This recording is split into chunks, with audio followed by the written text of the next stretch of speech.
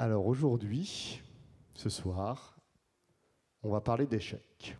On va avoir des intervenants qui vont nous parler de ce qu'ils ont planté. Mais ce n'est pas une thérapie de groupe. Donc ils vont surtout nous dire quelles leçons ils en ont tirées et comment ça les a aidés à rebondir. On va avoir différents matchs, différents duels.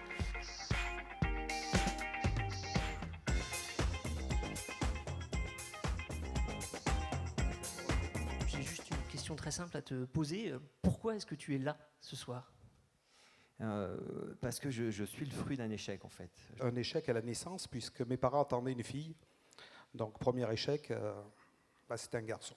Moi aussi, j'ai eu des échecs scolaires et donc j'ai commencé à travailler très tôt et je suis passé d'atelier en atelier pour acquérir de la formation, finalement. J'avais 21 ans, pas de sous. J'ai fait 2 prêts étudiants à ma banquière, qui était très gentille.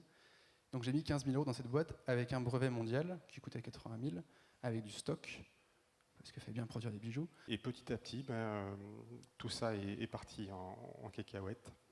Moi, j'avais pas droit au RSA, parce que dirigeant. Pas droit au chômage, évidemment, j'étais dirigeant aussi. Et déjà, là, il y a une première démarche qui se fait, qui est une prise de conscience qu'on n'est pas seul. On se rend compte qu'on ne va pas y arriver tout seul.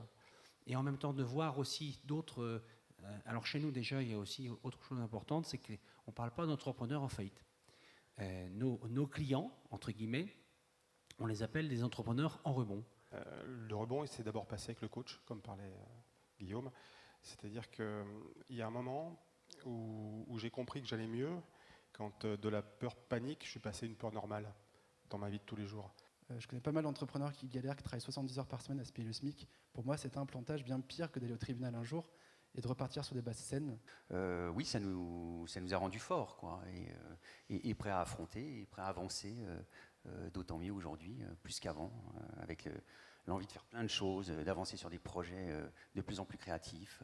Et si je me plante, je plante un petit truc. Donc, c'est une erreur qui n'est pas fatale. Et finalement, ce n'est qu'une expérience de vie et qu'une expérience entrepreneuriale, finalement. Échouez et éclatez-vous.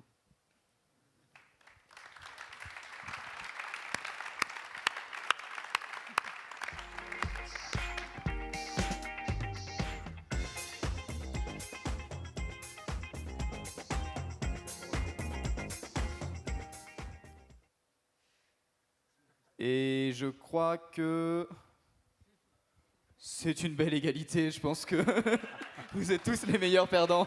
Bravo à vous.